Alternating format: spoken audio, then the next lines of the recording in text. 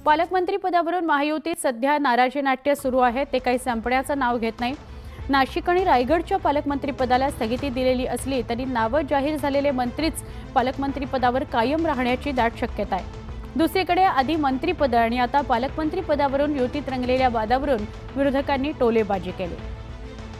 नाशिक आणि रायगडच्या पालकमंत्रीपदावरून महायुतीत पडलेल्या वादाच्या ठिणगीचा आता भडका उडलाय। त्यामुळे दोन्ही ठिकाणच्या नियुक्तीला स्थगिती दिलेली आहे। महायुतीतल्या या वादाला आणखीन हवा देण्याचं काम केलंय ते संजय राऊत यांनी। महायुतीत रंगलेल्या पालकमंत्रीपदाच्या वादावरून सत्ताधाऱ्यांनी काहीसा सारवासारवीचा प्रयत्न केलाय। पालकमंत्रीपदावरून जी दंगल सुरू आहे ती त्या जिल्ह्यातल्या आर्थिक व्यवहारांसाठी, मग मंत्रीपद, मग डिपार्टमेंट, मग पालकमंत्री, मला खरं सांगू मला उबग आला या विषयाचा। ॲक्च्युली मला उबग आला।